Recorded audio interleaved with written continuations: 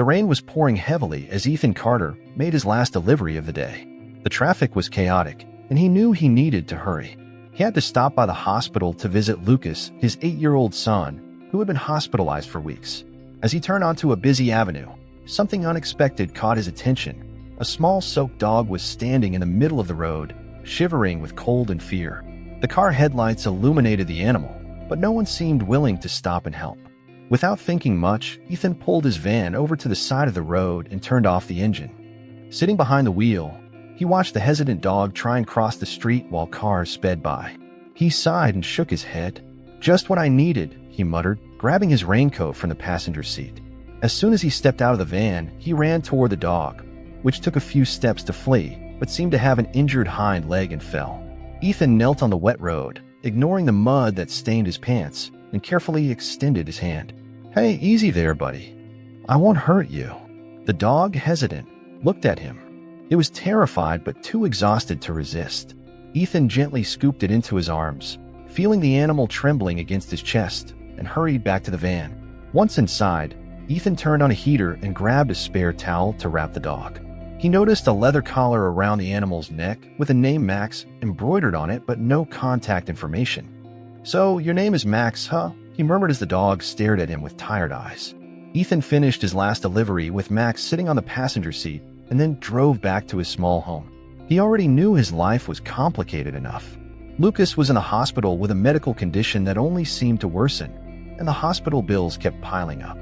His delivery driver's salary barely covered the basics, and each day felt harder than the last. When he got home, Ethan cleaned the dog and improvised a bed in the corner of the living room with some old blankets. Max, still timid, lay down slowly and closed his eyes. "Looks like you've had a day as rough as mine," Ethan said, watching the dog fall asleep. The next morning, Ethan fed Max with whatever he could find and decided to take him to an animal shelter. He felt a pang of guilt for giving him up, but he knew he couldn't keep him. "I did what I could, Max. Now you'll be fine," he said to the dog, who looked at him with an expression that seemed to mix gratitude and sadness.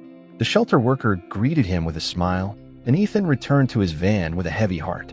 On the drive to the hospital, he tried to focus on work and the bills he needed to pay. But no matter how hard he tried, he couldn't shake the image of Max looking at him one last time. 2 days later, Ethan had just arrived home when the sound of whirring blades made him stop. He looked up at the sky and saw a black helicopter descending slowly, its lights flashing as it landed in front of his house. The strong wind from the blades sent papers and dust flying in all directions. "What the hell is this?" he muttered, frowning. Neighbors stopped to watch, curious and confused. Ethan stepped out of his house and took a few steps toward the helicopter. As the noise began to die down, the side door opened and 2 men in black suits stepped out, their clothes immaculate and their expression serious. Ethan crossed his arms, suspicious, as the men walked directly toward him. "Ethan Carter," one of them asked, his tone professional but firm. "Yes, that's me. What's going on?" The other man stepped forward, holding a clipboard and a tablet.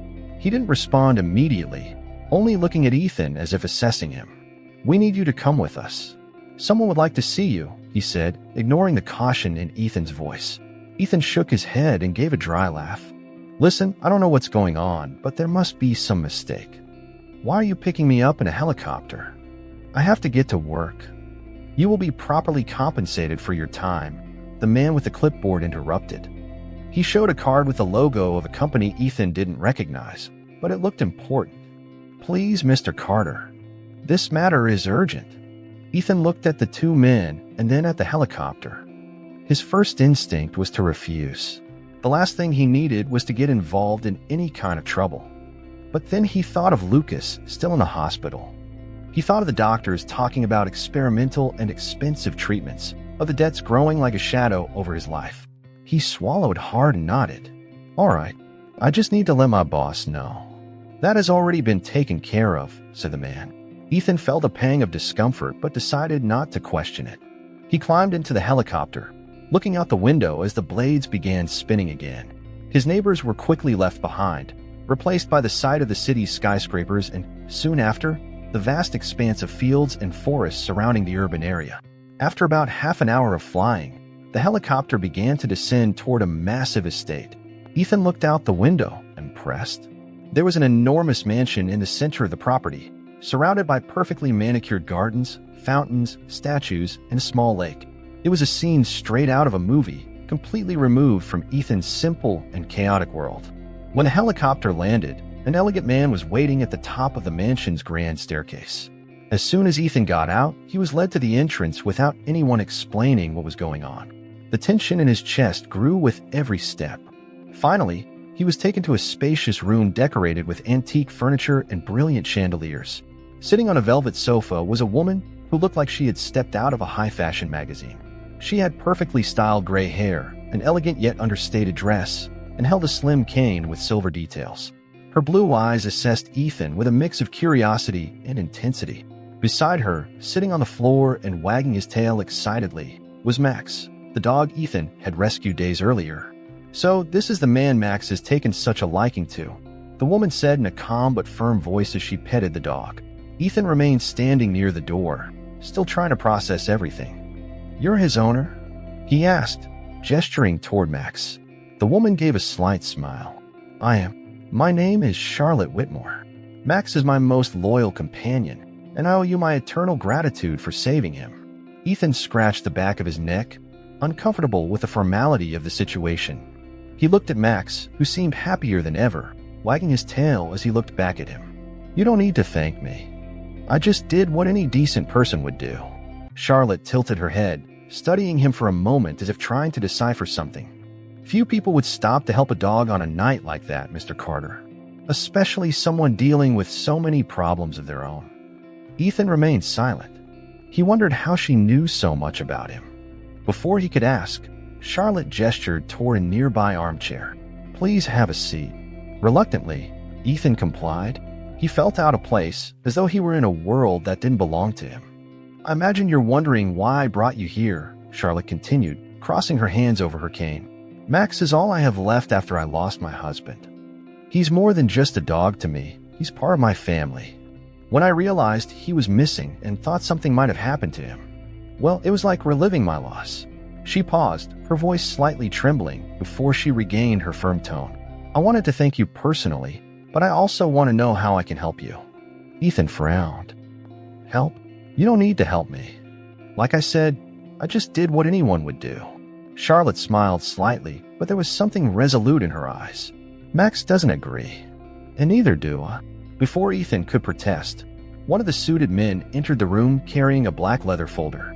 He handed it to Charlotte, who opened it and pulled out a check. She filled it out quickly and then extended it to Ethan. "This is just a gesture.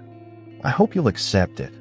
Ethan looked at the check, but when he saw the amount, his breath caught. This is more money than I make in a year," he exclaimed, almost getting out of the chair. Charlotte kept her expression calm. "Consider it a way of expressing my gratitude." Ethan shook his head, his pride getting the better of him, and he pushed the check back toward her. "I can't accept this. It's not right." "Why not?" Charlotte asked, raising an eyebrow. "Because I didn't do it for money. I just wanted to help the dog. And besides, I'm not a charity case. I have my problems, but I'll deal with them with effort and dedication." For a moment, Charlotte seemed surprised, but then her smile became more genuine. "You're a man of principles, Ethan Carter. I respect that." Ethan stood up. "Look, it was nice meeting you, Mrs. Whitmore. And I'm glad Max is back home, but I need to go. I've got work to do." Charlotte nodded slowly. "I understand. But, Mr. Carter, sometimes accepting help is also a form of strength." Ethan didn't respond. He just looked at Max one last time, gave a slight nod to Charlotte, and left the room. When the helicopter dropped him back off, Ethan felt as though he'd just woken up from a strange and surreal dream. He headed back to work, but he couldn't shake Charlotte's words from his mind. Deep down, he knew he needed help, but his pride wouldn't let him admit it. And as he thought of Lucas, waiting for him at the hospital, something in his chest grew heavier and heavier. That week was worse than Ethan had imagined. Lucas's medical bills were piling up, and the hospital's messages grew more frequent, warning about overdue payments. Ethan worked overtime whenever he could, but his delivery driver's salary seemed to vanish the moment it arrived. Each visit to the hospital was a mix of joy and despair. Lucas, always optimistic, tried to hide his exhaustion, but Ethan could see the weight of the illness in his son's eyes. That Friday, Ethan was called to the hospital administration office. The financial manager, a middle-aged woman with thin glasses and an unyielding expression, handed him a thick envelope. "Mr. Carter, we need to discuss your situation. Your outstanding balance has exceeded the limit allowed under our installment payment policy." Ethan opened the envelope with trembling fingers. The amount in the document felt like a death sentence. I'm doing everything I can," he said, his voice faltering. "I just need more time." The woman sighed, showing no sign of empathy. "Your son's treatment is extremely expensive. If the balance isn't cleared by the end of the month, we'll have to suspend services." Ethan felt the ground disappear beneath his feet. He tried to argue, but the response was clear. Without payment, there would be no more treatment. That night, he returned home with a heavy heart. Sitting alone in his small kitchen, he could barely eat. He thought about Lucas, still in the hospital, far from the comfort of home, fighting something Ethan couldn't fix. The next day, Ethan made a decision that had been tormenting him for months. He woke up early, packed a small bag with a few clothes, and drove to the hospital. When he arrived, a kind nurse greeted him and escorted him to Lucas's room. The boy was sitting on the bed, drawing in a notebook. "Dad," Lucas exclaimed, his smile lighting up the room. Ethan felt his chest tighten. He sat down beside his son, trying to keep his expression calm. "Hey, champ, how are you?" "I'm good. I made a drawing for you." Lucas handed him the notebook. It was a colorful scribble of Ethan and him together. Ethan smiled, but his throat felt too tight to say thank you. "It's great, son. I love it." For a few minutes, Ethan talked to Lucas, trying to hide his worry. But eventually, the truth became impossible to ignore. "Lucas," he began, holding his son's hand. We need to leave here for a while. I'll take care of you at home." Lucas frowned, confused. "But what about the doctors? And the medicine?" "I'll take care of you," Ethan said, his voice trembling. "I'll find another solution, okay?" Before Lucas could respond, someone knocked on the door. Ethan turned around and froze.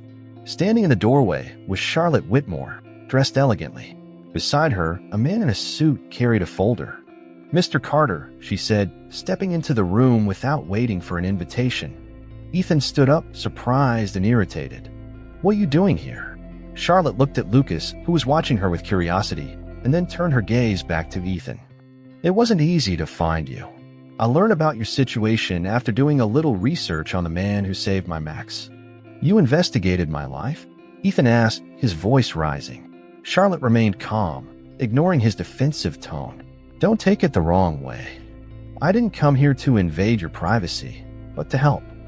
Ethan crossed his arms, suspicious. "I don't need your help." "Your son does," Charlotte replied without hesitation. Ethan fell silent. The firmness in her voice hit him like a blow. He looked at Lucas, who was listening attentively to the conversation but said nothing. Charlotte stepped forward, extending her hand to Ethan. "I am the owner of this hospital, Mr. Carter. I've already made arrangements for all of Lucas's medical expenses to be covered. He will continue receiving the best treatment available, at no cost to you." Ethan froze. Her words were hard to believe. "Why? Why would you do this for us?" Charlotte lowered her hand and gave a gentle smile. "Because you saved Max without expecting anything in return. Now it's my turn to give back." This time, Ethan didn't even consider refusing. It was for Lucas, and when he looked at his son, he realized he had no choice. He sighed and nodded slowly. "Thank you," he said, his voice thick with emotion. Lucas, not fully understanding what was happening, smiled. "Dad, she's nice. Can she visit us?" Charlotte chuckled softly, and Ethan couldn't help but smile. "Of course she can, champ," Ethan replied, finally feeling an enormous weight lift from his shoulders.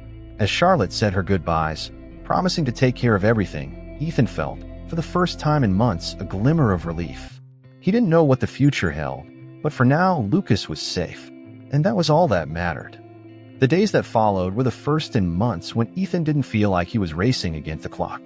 Lucas's treatment continued, and with the assurance that the expenses were covered, Ethan finally allowed himself small moments of peace.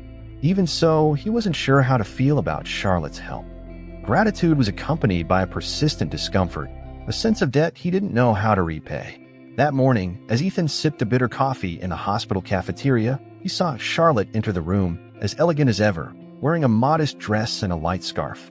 She noticed him and walked over to his table, carrying a reserved smile. "Good morning, Mr. Carter." Ethan sighed, setting his cup down on the table. "You can call me Ethan. And thank you, I guess, for everything." Charlotte sat across from him, folding her hands on the table. "You don't need to thank me, Ethan. We've talked about this. I know, but I can't help it. It's not easy to accept help like this, especially from someone I barely know." Charlotte smiled faintly, but there was something deeper in her expression, as though it came from a place of personal experience. "When I lost my husband, I thought there was no one left in the world who I could matter to. Max was the only thing that kept me going. So when you saved him, you gave me something I thought I had lost, hope." Ethan remained silent, unsure how to respond. "I'm not doing this because I pity you, Ethan. I'm doing it because I understand what it feels like to be alone in a battle that seems impossible to win." Later that same day, Ethan found Lucas sitting on the bed, excitedly chatting with Charlotte. Max was beside her, resting his head on her knee while Lucas stroked his fur. "Dad, look who came to see me." "Yeah, I see that," Ethan replied, surprised to see Max so calm. "And it looks like he's loving the visit." "He's cool." "She is too," Lucas said, pointing at Charlotte with a smile.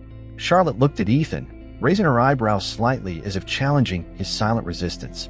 "Lucas asked to see Max, and I thought it would be a good idea to bring him along." Ethan sighed but couldn't help a faint smile. "I guess it was."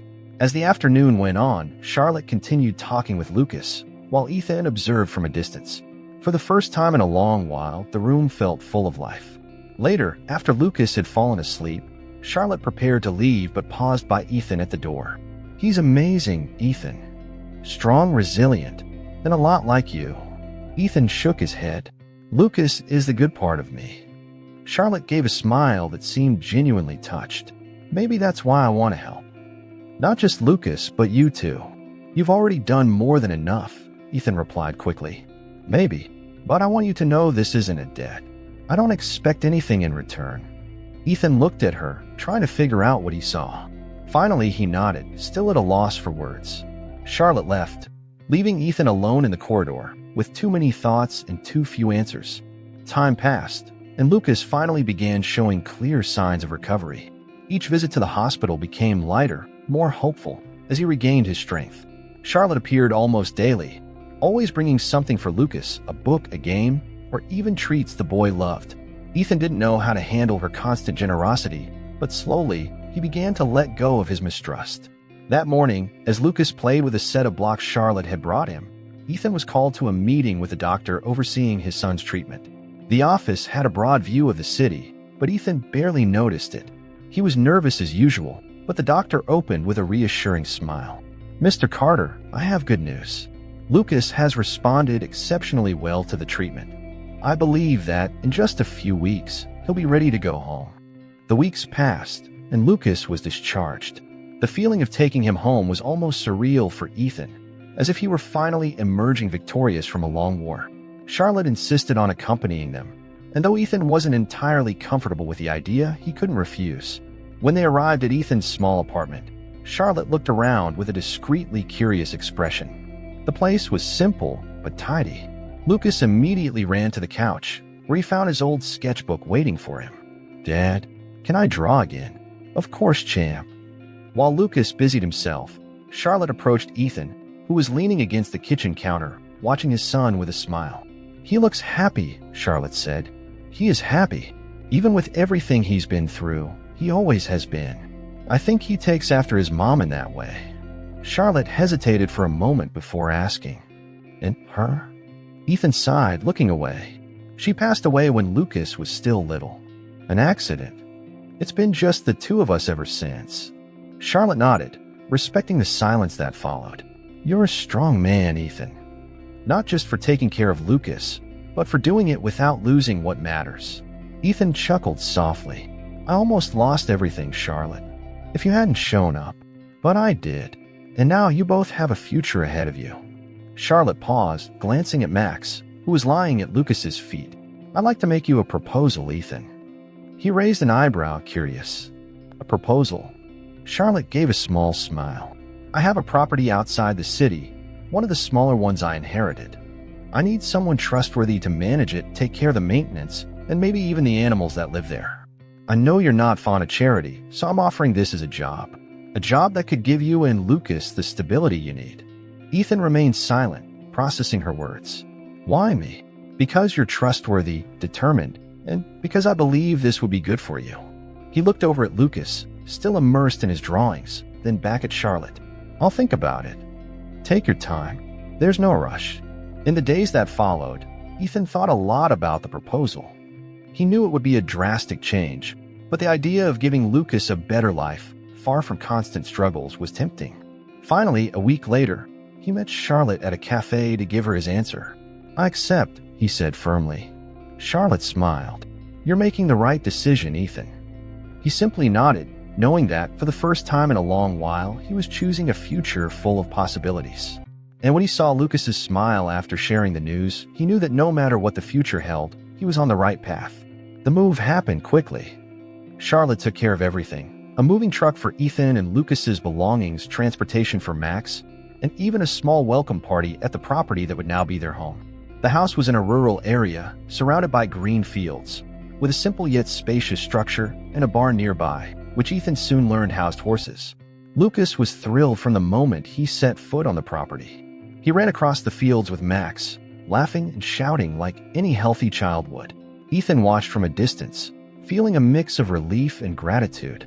"He seems happy here," Charlotte remarked, walking up to him as he unloaded one of the last boxes from the truck. "He does, doesn't he?" Ethan replied with a small smile. "I don't think he's ever had this much space to play."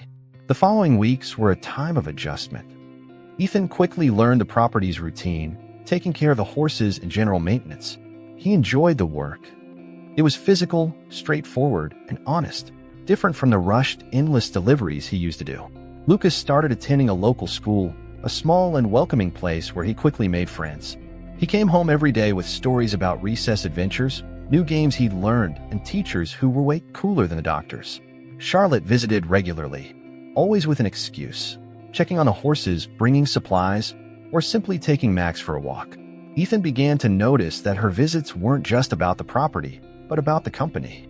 "I didn't know you liked farm work so much," Ethan joked one sunny afternoon as he helped her carry a basket of apples from the orchard. "Maybe I don't like it that much. Maybe I just like talking to you," she replied with a smile that made Ethan look down for a moment, unsure how to respond. Over time, Charlotte's presence became a constant. She started joining them for dinners, helping Lucas with schoolwork, and even participating in playtime with Max in the fields. For Ethan, it was strange to realize how natural this life felt now, as if this chapter had been waiting for him all along. One night, after tucking Lucas into bed, Ethan stepped out onto the porch and found Charlotte gazing at the stars. "It's beautiful here, isn't it?" he said, walking closer. "Very," she replied, without taking her eyes off the sky.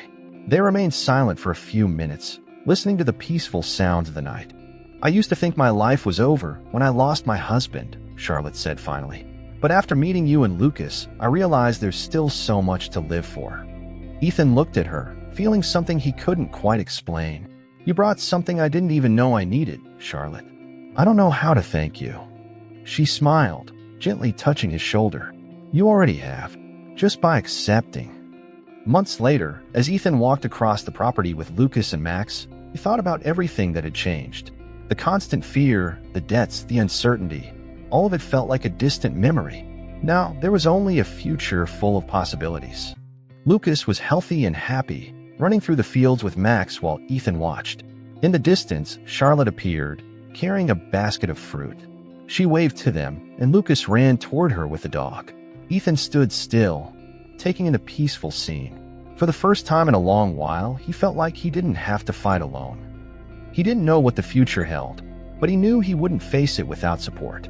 And in that moment, he realized something that changed everything.